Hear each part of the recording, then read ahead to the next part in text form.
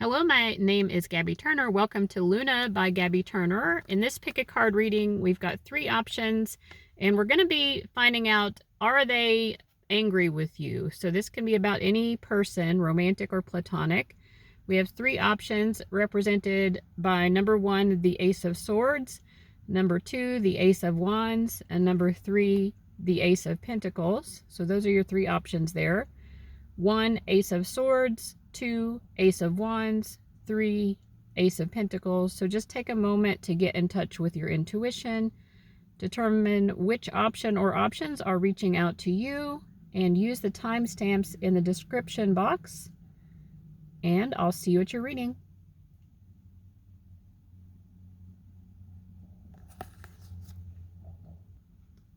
Okay, group 1, you chose the Ace of Swords. Let's go ahead and get into your reading and find out if the person on your mind is angry with you. I did have some cards fly out of the deck as I was getting ready to do your reading, so I'm going to look at those first. We have the 2 of Wands and the 5 of Pentacles.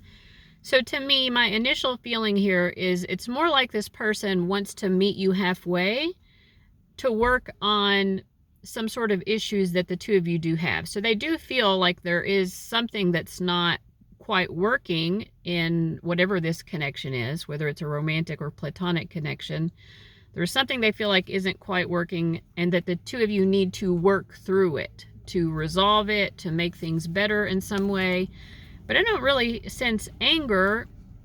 I feel like it's more determination to see this through, but it's kind of like we both have to, I think their mindset is like, we both have to want this. You know, I can't want it for you. You have to want it as well. And then when I split the deck, I get the Emperor and the Ace of Cups. This person is, I think, prepared to give you tough love and to be not aggressive, but assertive. Assertive meaning like they're going to have firm boundaries. They're going to have firm expectations or standards of what they're expecting from you. I mean, that's just their attitude. Like, you might see it differently, that there's no reason for them to expect anything from you. But I do feel like it's almost like this person is coming through as the parent in the situation. Maybe for some of you this is your parent, but it's like they have that attitude or that mindset regardless. Like, I'm the one who is responsible here. I'm the one, you know, who understands the right course of action, and you're the one who kind of needs to be corrected. I'm willing to meet you halfway in order for us to figure it out so that you can get on the right track. But yeah, I mean, they basically feel that way, that you need to get on the right track, which means right now they are feeling like you are on the wrong track. So don't shoot the messenger. You know, I'm not looking into the situation to see if they're right or wrong. I'm just telling you what their perspective is. So what else here? I do feel like this person has felt kind of alone in this situation a lot, you know, and that's why they have this attitude of wanting you to meet them halfway. It's kind of like, I can't resolve the situation for you. Again, they don't feel like you, it's okay. They would say that you have made an effort at times, but it's sort of like a half-assed effort that you have made. That's their perspective, right? That's just how they're seeing it. And I feel like they're kind of almost at a loss here. They're not totally giving up, because again, they're willing to meet you halfway, but it's like, you know, you can lead a horse to water, but you can't make it drink. I just feel like that's how they're feeling right now. Like, they feel like they're giving it 100% and you're half-assing it, and they're just like, this is never going to work. And, you know, I feel a willingness to continue to be patient and loving and kind here. You know, they're not gonna, I don't sense anger.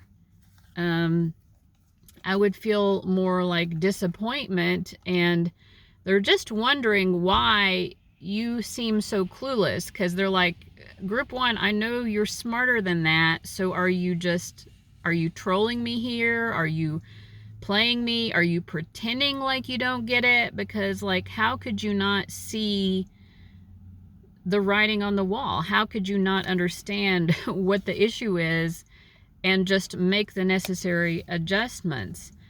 I do feel like they're viewing you as making very self-indulgent choices. And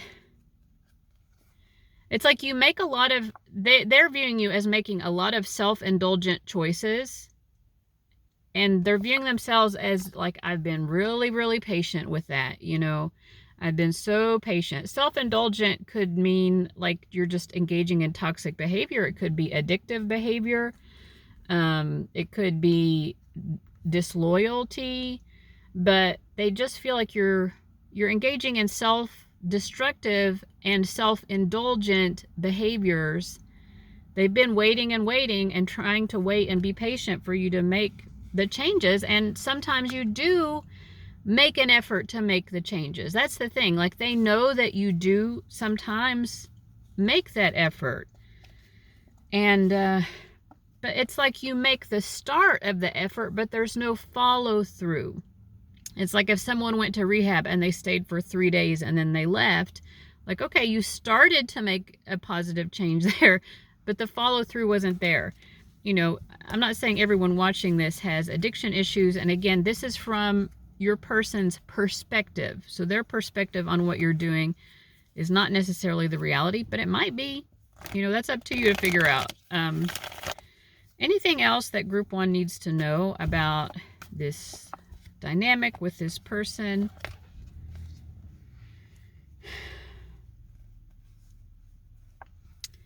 I kind of feel like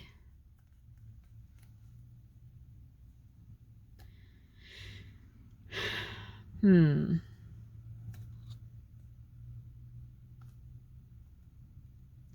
those of you where this is like a romantic relationship or something, if you chose to get into a relationship with someone else, the person you're watching this for would stop enabling you.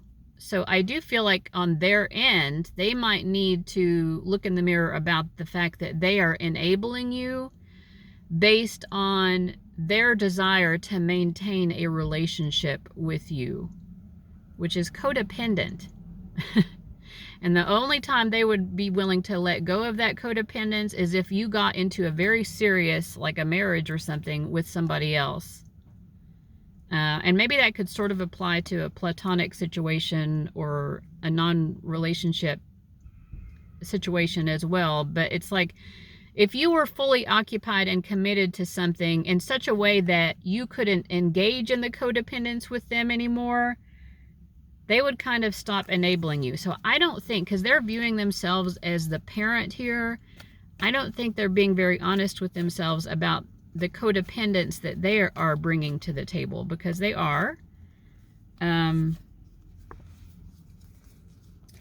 I do feel like the two of you do have a lot of love for each other, and it is an enduring love, regardless of what type of connection. You know, I feel like the two of you will always have love for each other. You'll always be there for each other, even if this is a romantic relationship and one of you ends up going and getting involved with someone else, you break up.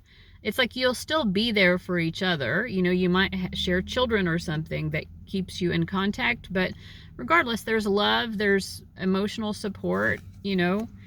I do feel like the goal is probably for both of you to let go of the codependence, because we can love someone without having codependence. And, you know, codependence is a mutual thing. It's something both people are bringing some issues there to the table. But yeah, and I think as a final message, your spirit guides are saying, like, you know, you all both do love each other, but there is an issue as well that needs to be confronted. And I don't know which one of you is doing it. Maybe it's both, but like, we hurt the ones we love the most, I feel like is happening, because we think that we can get away with it, probably because there's codependence. Like there's a desire maybe to get the last word or do something that gets under the other person's skin. I mean, the overriding feeling is that there is a lot of love, but, you know, to move on and heal this connection, it's going to require, I don't have to have the last word. I don't have to get under that person's skin and trigger them. You know, both people need to be making good choices that are healthy choices, you know? And, yeah, letting go of the codependence, which, you know, it's easier said than done, but all right, group 1, I hope that that was helpful. Your person is not angry at you, but there are other things going on. So anyway, thank you so much for watching. Let me know how you felt about this reading in the comments, and I'll see you later. Bye-bye. All right, hello, group 2. You chose the Ace of Wands as your card. So let's find out if the person on your mind is angry with you. Let's just see here. So when I'm splitting the deck, I've just shuffled. When I split the deck, I get the Devil and the 3 of Wands. I do feel like there's a sort of heated energy here. But let me get some clarifiers here. I feel some sort of inflamed ego type of a situation going on with this person. Inflamed ego, huh?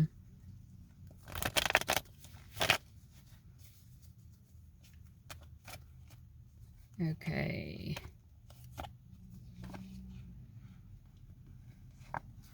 So we have the Page of Wands, the 4 of Swords, and the Chariot card.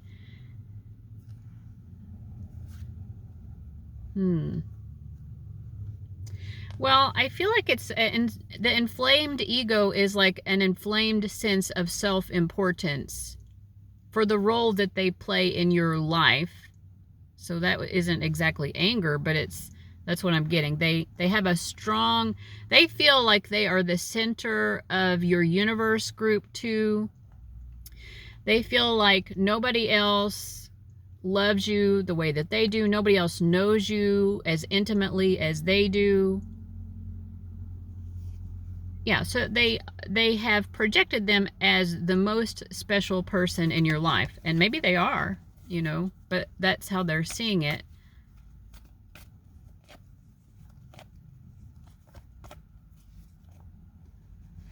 I think instead of anger, what I get from this person is a sort of stubbornness.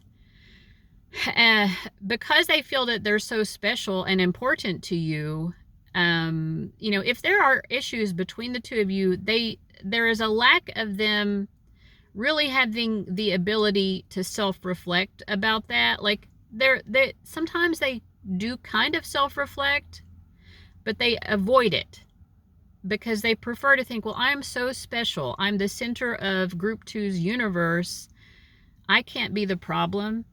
I'm not the problem. I didn't make any mistakes here. If I made some mistakes, then why would I be so special to them? Why would I be so important to them? At the same time, like, they can't deny that there is something here between the two of you where there's hurt feelings. For some reason, there are hurt feelings. It's just, I think that they do try to avoid self-reflecting, or taking accountability for how they may have contributed. I'm not saying that there's 0% of that, but it's like maybe 14%. I don't know. Out of a, you know, they're just not taking a lot of accountability. They're seeing themselves as, well, I'm very loving. I'm very warm. I'm very kind and special. I bring a lot of warmth into group 2's life. They do acknowledge that you also, I mean, we have the King of Cups followed by the Queen of Cups. They do acknowledge that you also bring all of those things into their life, like love, warmth. You know, you're very special to them. Like, I think they see you as the most special person to them. Let me see. What else do you need to know about this connection? Yeah, I mean, to be honest, like, I feel like you might have some issues. You're coming through as the Page of Swords, so there are things about this connection that you're not entirely satisfied with. You know, on their end, though, they're just like, tra-la-la-la-la, things are great. I'm very special, you know, like, we both are very loving and kind to each other, so basically there are no issues. So I feel like that might be the point of disagreement, is just that the two of you are viewing this very differently. You both find a lot of fulfillment in this connection, right? You're both glad to have a connection with each other. but you're not understanding why they seem to be so tra-la-la-la-la. You know, like, well, can we be fulfilled and also like realize that maybe things aren't perfect and maybe some things need to be ironed out? And they're just going back to that Pollyanna, everything is perfect, everything's coming up roses mode. So, yeah. What else should, what's helpful for group 2 to know or understand about this connection before we end the reading? This person definitely loves you. I'm not saying this to be mean or anything, but I do feel like they love you more than you love them. And part of where you might be sort of critical about them or critical about the connection, it doesn't mean that you are wrong to have your judgments or your evaluations. But I think that the issue is coming more from your end in the sense that why are you holding on to this person expecting them to be different from who they are? Because that just isn't going to happen. And when we get into that mentality of you're not going to be acceptable to me unless you change and overhaul who you are. Like they've shown you who they are. They don't feel a need to change. They're not going to change in the ways that you want them to. And I think for you, it doesn't mean that you have to, I mean, maybe it means for you to leave them. Maybe it means you start to just accept them as they are and start to be happier about it that way. There are different ways you can approach it, but to continue to beat your head against a wall thinking this person has to change at an essential level who they are, because that's not going to happen. You're never going to be satisfied. You're always going to be frustrated here. So, like I said, you still have choices, but if you keep choosing that approach, I will never be satisfied unless this person changes who they are at an essential level. You will always be disappointed. Right? Either, I mean, if this is like a romantic relationship, you don't have to stay with them. If it's a friendship, you don't have to stay with it. If it's family even, you don't have to stay in their life either. If it's that bad, right? Because they're just not going to change. But if you do want to stay in this person's life, what would make it better for you is if you start to accept the reality of who you are. That doesn't mean you have to love everything and just convince yourself oh, I just love everything about this person. If that's not true, then you don't have to force yourself to fit in a box that you don't fit in either. But you are going to need to accept the reality of who they are, right? So looking at the reality of who this person is, because they've shown you the reality. They're not trying to hide the reality.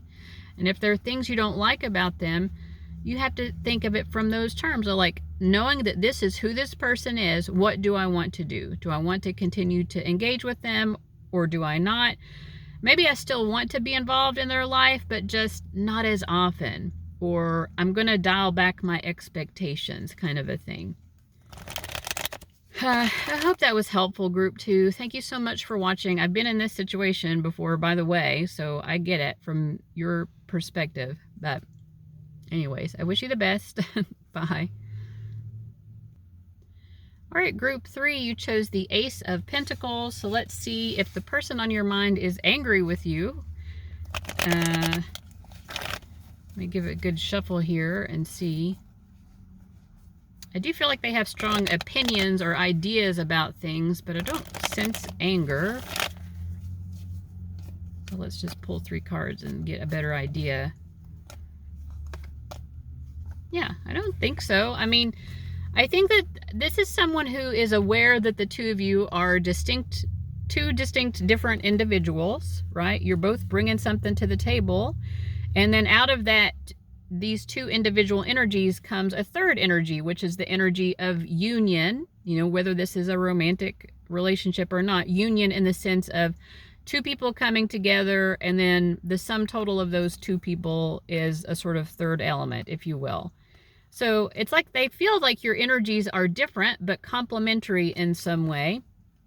I feel like this person has a sort of sense of patience with you. You know, they are interested in, they feel love for you. We have the Ace of Cups. You know, they feel love for you, but we have the Page of Pentacles and the Page of Swords. I feel it's almost like they want to learn more about you. They're interested in you and your differences. Okay, you view it that way. Tell me more. I may not agree with you, but I'm interested in hearing more. Yeah, we have the Lovers card. So back to that sort of complementary, right? Man and a woman, Adam and Eve, they're not the same, but they're complementary, right? We're both bringing something helpful to the table here. That's basically how they view you. So they're interested in understanding where the two of you are different. They're interested in understanding where the two of you are similar.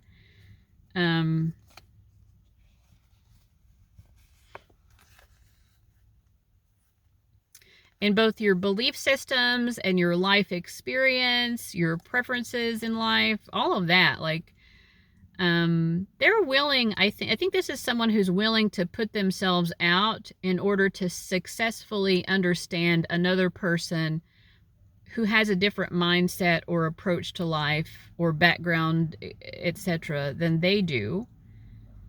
They enjoy that process, actually. So that's kind of their mindset towards you. I don't know what's going on that would make you think that they are angry, but I'm just not picking up anger. I do feel like this person has a strong sense of who they are as a person with the Emperor card, but they're not trying to force that on other people. They're like, yeah, I'm an individualist. I am who I am, and I have a strong sense of self. I feel like this is how this person embodies their own energy, but they don't push other people to have to be like them. They respect the differences in human beings. What else should group 3 know about this person and or this connection?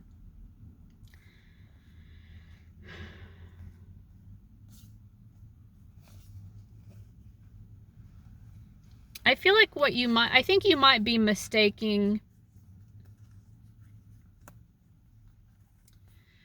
They do probably have, again, it's sort of very individualistic. With the King of Swords reversed and the Hierophant, I feel like they have a belief system that maybe is very edgy or something, like very not mainstream. I keep being reminded of Jared Leto. I don't know if you all know who he is.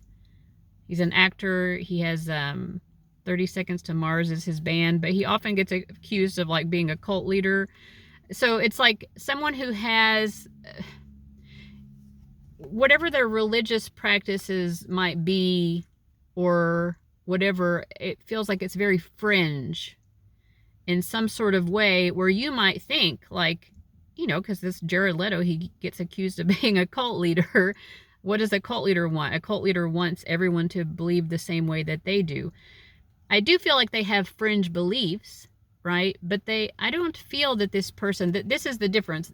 The person that we're talking about here, they're not trying to push it on other people, but they also don't feel the need to defend their own beliefs, because they're like, I have every right to believe what I believe, and you have every right to believe what you believe and practice what you practice, you know, like to each their own. I have to be honest, I feel like you're the one who is having more issues with the difference in belief systems. And you're interpreting that as, well, this person is so extreme in their beliefs that they must expect me to believe or practice the same things that they practice. And I don't. And it's like you're taking it sort of personally, but it isn't personal to you. In fact, this person, this is someone who loves the fact that people are beautiful. Like, we have a rainbow of individuality in the world, like the whole spectrum of what's possible. They love that. They love that energy. So that's their mentality. So I would just say, like, maybe give this person a little bit of a grain of salt here, that they're not trying to force you to, let's say if this person was a vegan and you're not into that, like, this person's not trying to force you to be a vegan, but they have a right to be vegan themselves, right? So try not to make those assumptions unless you notice the person really going out of their way to tell you what to eat or what spiritual practices to do or whatever like that. Like, just because they have their own practices and beliefs does not mean inherently that they are expecting you to. So try to let that go if possible. I mean, you have to sort of test this with the real world evidence as well, right? So if there is real world evidence that this person is trying to force things on you, then this reading was probably just not meant for you and you happened to click on it. But, and anyway, I'm just here to channel the information, and I hope it was helpful, and I hope I brought understanding to a situation. All my best. Thank you so much. Let me know how you felt about this reading in the comments, and I'll see you later. Bye-bye.